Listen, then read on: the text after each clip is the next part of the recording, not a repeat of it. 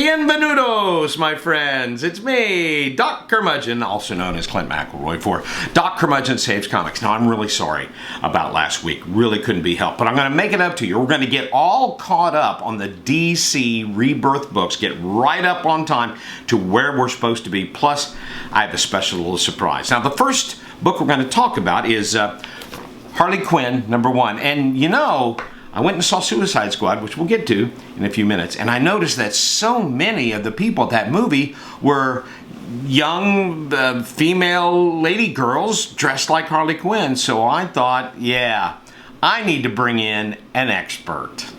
So I have here a young female lady girl, female lady girl. And have we ever met before? You even have a Harley Quinn doll. Did I just give this to you, or you've had it forever? Yeah. Yeah, had it forever. Way to go, kid. Way to go. All right, I thought it'd be fun if you and I read this Harley Quinn comic book together. It's the first issue of Harley Quinn Rebirth. All right? Will you do that with me? Sound like fun? Okay, here we go. Let's, oh. It's a couple ladies without any clothes on. Yeah. We don't want to see that. Well, let's jump ahead on. There's somebody being thrown into chemicals. Maybe we won't do that. Okay, maybe we won't look at that. Man, just go on. Just forget. Go to bed. Go to your nap. Just have your nap. Okay. Go on, kid. Go on. Okay, look, before you call the authorities, obviously, I'm not going to show Harley Quinn to a 2-year-old. I know that's not the intended audience. But my point is this, you know, if you're going to market a book and base so much of it on a very popular character, make sure that it's appropriate for the audience you're reaching. And I really like the Harley Quinn book. Here's my problem with it. Amanda Conner and Jimmy Palmiotti, a couple of my favorite comic book writers, but they've forgotten one of the basics of comedy, and that's what I like to call the scissor approach, okay? In comedy, you either have a very weird person in a very normal world, or a very normal person in a very weird world. And when they come together, the contrast is where the comedy comes from. Like Mork and Mindy. Okay, there was Mork, a very weird character in a very normal world. And how they interacted, that's where the comedy came from. Well, in Harley Quinn, everybody's a freak. Everybody's a weirdo. Okay, yeah, I know that's kind of sort of the point, but the comedy doesn't work. If everybody is nuts and everybody is weird and flaky, there's no contrast. Take Harley and put her in a normal world where she's going up against normal people. I think that would be much more effective. Now that's sort of the idea in Suicide Squad. Well, this is going to work out just great because my review of Suicide Squad Rebirth #1 is exactly like my review of Suicide Squad the movie. And that is, I saw everything coming. The most unexpected thing about Suicide Squad the movie. Take it again. Yep. The most unexpected thing about Suicide Squad the movie is the fact that nothing unexpected happened, at least not for me.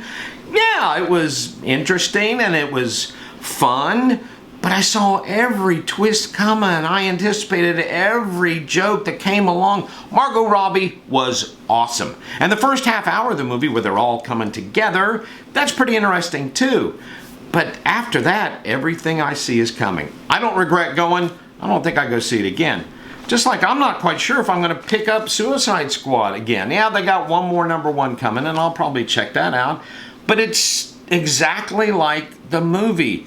The artwork by Philip Tan, while it's good, every single parsec of every piece of panel is filled with detail, some kind of bric-a-brac. It just wears your eyes out. It's also the most unflattering artistic portrayal of President Obama I've ever seen. So let's jump in on the books that came out this week, starting off with All-Star Batman. This is what it's all about. Okay, in a lot of these Rebirth books, we've seen people that we don't know writing combined with people we don't know drawing, and there's nothing wrong with that, although it looks like they went to some convention and just kind of had a sign-up sheet. But this, oh, come on. This is Scott Snyder and J.R., John Romita Jr. It is a fantastic comic in which they take Batman in a a different kind of thread. Put him in a different environment, a different risks, different threads. It looks great. It reads great. That is a 2 thumbs up. Well, what about Deathstroke? Deathstroke was written by Priest. Not to be confused with Prince. Sometimes he just goes by Priest. That's what the credits say, just Priest. Now, it's Christopher Priest, who used to go by a completely different name. I used to read his stuff all the time. I'll let you do a little Googling on your own for that. This is a really interesting book. I'm glad they're kind of taking Deathstroke back to a kind of a grittier, the mercenary. It is hardcore. There are no laughs in this comic. Don't go into a book called Deathstroke thinking it's going to be a fun fest. But it is a lot of fun to read. It is enjoyable. It brings the character back to where he's supposed to be. So, yay on Deathstroke. All right, let's move on. Red Hood and the Outlaws, #1. Okay, pet peeve time. Don't put characters on the cover if they're not going to be in the comic book. This is the second Red Hood and the Outlaws comic that Rebirth has come out with. And neither one of them have the Outlaws in them. One other character shows up at the end of this one, and it's one panel. One panel. Just call it Red Hood if it's just going to be Red Hood. Again, it's another rehash of Jason Todd's origin, more backstory, and this is a confusing trend for me. In Rebirth, this is the 3rd time a former Robin has been sent undercover to destroy an organization from within. They do it in Red Hood. They did it in Red Robin. They're doing it with Nightwing. Come on, guys. Do you not have story meetings where you all sit around and compare what you're going to do with these stories? I'm sorry. Red Hood and the Outlaws doesn't work for me. This is the second chance we've given them. And like I said, only one other outlaw, and that's at the very end of the story. So, on Red Hood and the Outlaws. Okay, finally, our last. Superwoman, #1. One of the goals for Rebirth was to streamline the universe, get everything back together. That doesn't happen in Superwoman. But let me back up just a little bit, okay?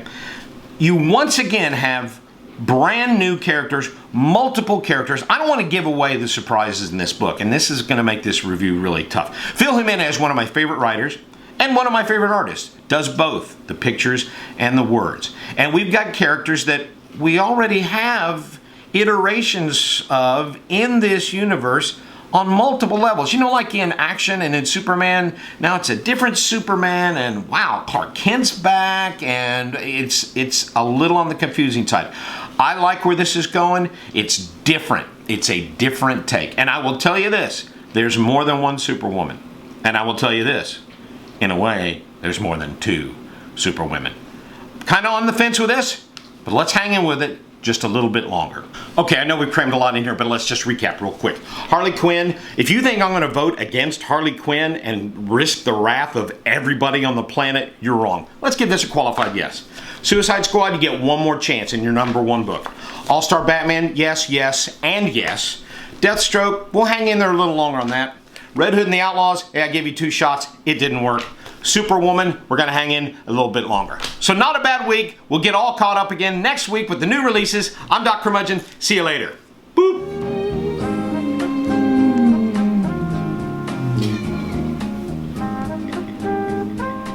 Watch us go, the Justice League. Yeah, the Justice League. Oh, the Justice League. That's the Justice League.